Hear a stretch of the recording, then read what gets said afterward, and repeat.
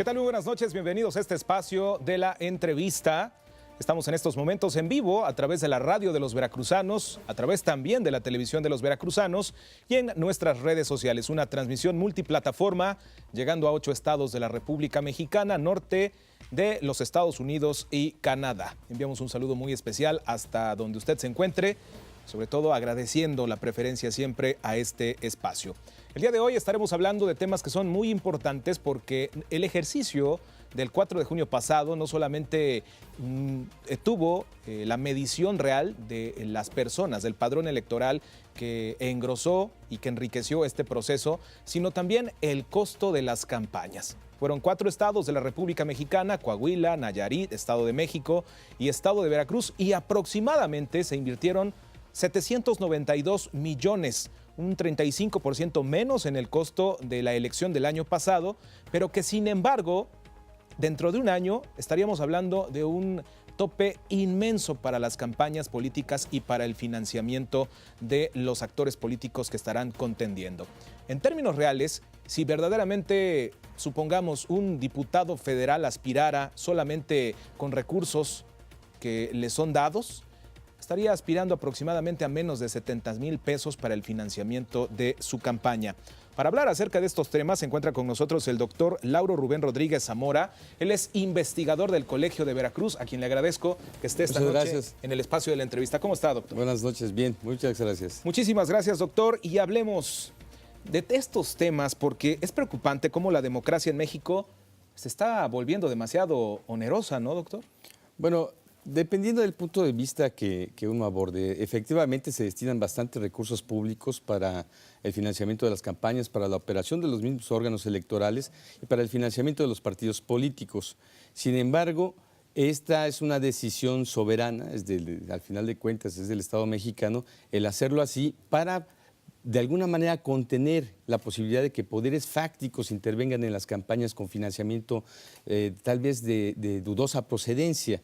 Sin embargo, lo que estamos viendo que este efecto que se tiene ya en la práctica no es el de contener la aplicación de esos recursos, sino de realmente establecer un sistema en el cual terminan siendo campañas más caras, en donde la supervisión de lo que se gasta en realidad no pasa por el órgano de autoridad.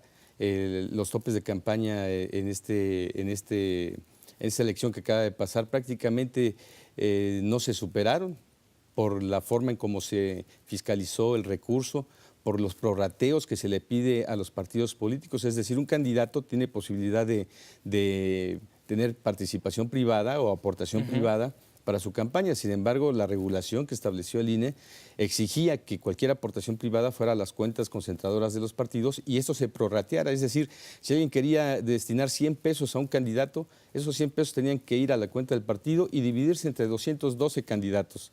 No iban al candidato. Únicamente al candidato, ¿no?, que se había elegido. Esto lo que hizo fue evitar que hubiera financiamiento privado en la mayoría de las campañas en los partidos y obviamente vimos campañas muy austeras en términos de lo que se aplica de manera evidente, es decir, vimos pocas bardas pintadas, vimos más espectaculares, no vimos muchos dípticos y trípticos de todos los candidatos. Afortunadamente. Algunos fueron muy restringidos, pero fue precisamente por esa situación de que se restringieron al gasto de campaña. Sin embargo, vimos otro tipo de actividades que no son fiscalizables. Que las redes sociales, por ejemplo. De otra forma, apoyos, por ejemplo, hay cosas que los partidos ya han aprendido cómo evadir un poquito esta fiscalización y lo que vemos es una aplicación de un recurso que no pasa por el OPLE, que no pasa por la regulación estatal y eso hace todavía mucho más cara una campaña. Sin embargo, la aplicación del recurso real, el que se aplica, es muy superior del que el Estado está destinando. Ahora, doctor, ¿hay necesidad de cambiar los esquemas de financiamiento para las campañas electorales en la República Mexicana o podemos decir que todo verdaderamente se fiscaliza y que todo se sigue y se observa en vitrina de cristal? Yo creo que sí, deberíamos de evolucionar a un sistema en el cual los candidatos tuvieran posibilidades de recaudar su recurso, como en otros países que se pudieran hacer, incluso algunos pueden hacer boteos, pueden hacer contribuciones a partir de rifas, es decir, que fuera transparente la forma en que se financian esas campañas políticas, porque lo que vimos en este momento es que hubo muchos recursos, sí, pero no bien distribuido. Hubo candidatos, porque se premia el tamaño del partido, se premia el número de votos que se tuvo en la pasada elección, y por ejemplo los candidatos independientes pues fueron muy castigados. Fue desmedido totalmente, no hubo piso parejo en el tema del financiamiento. Exactamente, entonces queremos que haya competencia real. Tenemos que igualar las posibilidades de hacer una campaña, digamos, si no es una campaña onerosa, por lo menos una campaña decorosa, diríamos así, para que todos tuvieran las mismas posibilidades de hacer llegar su mensaje a la ciudadanía. De otra forma, lo que estamos viendo es que se privilegian algunos candidatos que tienen partidos y estructuras políticas fuertes, en tanto que aquellos partidos pequeños reciben menos recursos y peor, los candidatos independientes, que es una nueva figura electoral que busca abrir la participación de la ciudadanía, pues resultan perjudicados. Doctor, en comparación con otros países, ¿cuánto vale el costo de la democracia en el país? Este año se escucha y hay ya comentarios específicos de analistas que dicen que el voto en la República Mexicana salió aproximadamente en 480, 460 pesos. En comparación con otras democracias de América Latina, incluso europeas, el costo es muy elevado. Bueno, no es tan diferente al de otros países en realidad, porque lo que vemos es un financiamiento a la organización de la elección que es muy cara. Una elección, nada más el costo de la organización es alrededor de 200 pesos por voto a partir del padrón. Eso nos implica que hay un recurso bastante importante, considerable para ver otras formas de cómo se pueden elegir a los candidatos. En el caso, por ejemplo, de Brasil, Brasil ya ha explorado el voto electrónico, que tendría un costo mucho menor, que el asunto es la confianza que podríamos tener, dadas las características del sistema político mexicano, la confianza que podríamos tener de un voto electrónico, de que no hubiera un fraude. Claro. Porque precisamente ese es el fantasma que siempre corre alrededor de las campañas políticas, que las cosas sean claras. Sabemos que el sistema político mexicano ha avanzado bastante. Es decir, nosotros tenemos una organización de campañas en donde participan ciudadanos, miles de ciudadanos fueron los que vigilaron que el voto se respetara, pero eso tiene un costo. Por ejemplo, aquellos que son representantes de partido que van a una casilla a vigilar que todo se lleve en orden por parte de los representantes ciudadanos que están ahí organizando la elección, el costo de llevarles una torta, de llevarles un refresco, y les pedimos que estén desde las 7 de la mañana prácticamente hasta las 6 de la tarde, pero no se considera darles esa posibilidad desde el financiamiento público de que tengan algo para comer. Y lo que hizo el INE fue decir, si tu partido le llevas una torta, te lo fiscalizo como gasto de campaña para tu candidato. Así es que muchos se quedaron sin comer precisamente porque no podían, en ayunas, lo cual es injusto. Es decir, las campañas en su organización es donde está el mayor costo que se tiene y en la operación de los órganos de autoridad. Realmente los partidos sí tuvieron importantes recursos, pero también estos se dividen entre lo que es la operación natural del partido durante un año y la elección. En lo que respecta a la elección, los recursos fueron mucho menor.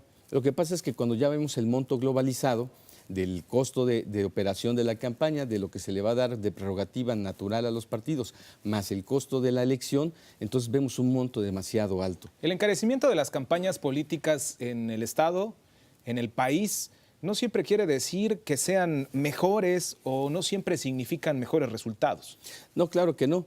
Al final de cuentas, lo que vimos aquí es una elección con una votación muy digamos, ad hoc a lo que es este tipo de elecciones. Siempre esperamos alrededor de 60% de participación, que fue lo que se dio, 59% a partir del último resultado. Es decir, estas elecciones intermedias de manera natural tienen baja participación. ¿Cuáles son las que tienen mayor participación? Las que son presidenciales o a gobernadores. La siguiente, la de 2018, seguramente veremos una votación mucho más alta y veremos una actividad política mucho más fuerte en términos de gasto. ¿Por qué? Porque además, recordemos que en esta elección solamente fue un mes el trabajo que se realizaron los candidatos. Correcto. En la que viene van a ser más meses. Es decir, se amplía el doble el término de la campaña y eso representa un costo adicional tanto para los candidatos como para los medios de comunicación. Veremos mucho más actividad tanto en las candidaturas a diputados federales, que si bien se hacen en los estados, pero también llevan el mismo término que va a tener la presidencial. Veremos en el caso de Veracruz 5 elecciones en una, que se ha querido concentrar, pero tiene una implicación en costos porque va a tener que haber un financiamiento federal para las campañas federales, para las 3 campañas federales a presidentes, senadores y diputados federales, y recurso estatal para las campañas que son a gobernador y a diputados locales. Es decir, vamos a ver tal vez un gasto superior en términos de la elección. Desde Jalisco llega una iniciativa que hay algunas cámaras de diputados locales que están a favor de un diputado independiente que pues prácticamente se volvió una figura icónica de cómo hacer campaña, de cómo financiarse con recursos, de cómo ahorrar. Él dice que invirtió muy poco y que llegó al Congreso de Jalisco. Me estoy refiriendo al diputado independiente Pedro Kumamoto. La iniciativa se llama Sin voto no hay dinero y se le está proponiendo que se le recorte un buen porcentaje, aproximadamente un poco más de 2 millones de pesos a los partidos políticos. ¿Qué opinión tiene al respecto de esta iniciativa? Bueno, en realidad los partidos políticos reciben a partir de la votación que tienen sus prerrogativas, es decir, eso ya existe, no es nuevo. Recortarles 2 millones realmente es muy poco recurso. Lo que sí es importante es que avancemos a un sistema en el cual no solo los candidatos en elecciones tengan la posibilidad de tener financiamiento privado de manera directa, no prorrateado entre todos, sino de manera directa. Si alguien tiene un simpatizante y le quiere aportar 1,000 pesos, que lo haga, obviamente con las restricciones que establece la ley. Es decir, tienen que ser nominativos, tiene que ser un cheque personal o tiene que ser una transferencia electrónica. No se vale las aportaciones en efectivo. Sin embargo, lo que tenemos que avanzar es en el trabajo de financiamiento de los partidos cuando no hay elección, porque los partidos también deben de contribuir sus militantes al financiamiento de la operación de estos partidos, que es muy costoso, y esto se ha restringido. Los partidos en México se han acostumbrado a vivir nada más del erario público. Es correcto. Y la aportación que tienen que ser sus militantes únicamente se las piden a sus candidatos cuando van a elección. Es decir, es una aportación mínima. Tenemos que empezar a promover que haya financiamiento privado, un financiamiento bien fiscalizado, para que el costo de una elección sea a partir de un recurso menor por parte del Estado y sea financiada en su mayor parte por parte del interés privado y de los militantes de los partidos, que son los que tienen en sus manos la lucha por el poder. Verdaderamente son los empresarios, en este caso con las aportaciones que se hace, se ha estigmatizado mucho al sector empresarial, a las cámaras, porque dicen que son enemigos de la democracia y que están al servicio de poderes fácticos o de otros gobiernos, de otros países. Incluso por ahí dicen que es como el narcotráfico puede meter recursos a las campañas políticas. ¿Hacen mal los empresarios en financiar a los partidos políticos o a los candidatos? No hacen mal si ese financiamiento es claro y es transparente. Es decir, hay un mecanismo para poder financiar a un partido, a un candidato, que es de manera nominativa, como lo decía, es decir, con un cheque, con una transferencia electrónica, de tal manera que la autoridad puede fiscalizar de dónde viene. Y si un empresario quiere regalarle 1 millón de pesos a un partido para la campaña, lo puede hacer. Al final de cuentas es un recurso privado bien habido con la actividad empresarial. Lo que se trata de restringir es que, por ejemplo, delincuentes puedan aportar, porque esto no lo hacen con transferencia electrónica. Claro. Regularmente ese recurso lo tienen en maletas y es en efectivo. Luego nos interceptan los aviones. Exactamente, ¿no? Eso es lo que se trata de evitar, pero en la práctica no se está evitando. A eso es lo que me refiero. Si nosotros seguimos restringiendo la posibilidad de que haya aportación privada, lo que estamos haciendo es que los poderes fácticos que queremos evitar que participen son los que les estamos dando la oportunidad de que lo hagan, porque quedan más restringidos aquellos que sí pueden hacer una aportación clara, conforme a derecho, conforme a la ley. De tal manera que el efecto que estamos viendo, y a veces sucede esto mucho con las leyes, queremos obtener un resultado y resulta que en la práctica obtenemos todo lo opuesto a lo que queremos. De tal manera que esta elección sí sirve para hacer una revisión importante a nuestro sistema electoral, a nuestro código electoral y poder empezar a mover las tuercas desde el punto de vista legislativo para corregir aquellos factores que determinaron que esta elección hubiera recurso que no debió haber participado, que no debió haberse tomado. Obviamente, en esto también tenemos que fiscalizar mucho que no haya desviaciones desde el poder público. Es decir, estamos viendo hoy algunas, digamos, investigaciones que se realizan a partir de denuncias o de conversaciones en la cual se denuncia que ha habido aportaciones del Estado para campañas políticas. Eso también se tiene que evitar. Son prácticas que en términos generales todos los partidos políticos las han hecho, pero que de manera, digamos, difícil la autoridad electoral los puede detectar. ¿Por qué? Porque se compra una gorra, tú dices, yo compré 1,000 gorras, en realidad compraste 100,000, claro. Pero como no las vas a ver, porque se reparten casa por casa, nada más lo que hace un candidato es decir, fueron 1,000 gorras. Este tipo de acciones tienen que ser detectadas, tienen que fiscalizarse. Y se trató de hacer restringiendo la posibilidad de que las empresas que podías comprarle tenían que estar registradas en el INE. Eso de alguna manera estableció un control para que pudiera saber qué empresas están participando. Pero en México somos especialistas en violar la ley y las mismas empresas que participan en el INE son las que te dan la solución de factúrame tanto y págame por abajo del agua otro tanto. De tal manera que eso es lo que nosotros tenemos que estar muy pendientes. ¿Cómo hacemos que realmente haya una participación de la sociedad en el financiamiento de sus propias campañas? Ese sería el planteamiento importante. ¿Y cómo bajamos este recurso público para que el recurso vaya a obra social en lugar de estar financiando a candidatos que por sí podrían hacer una campaña de financiamiento de manera clara, sin que se tenga que restringir? Muy bien.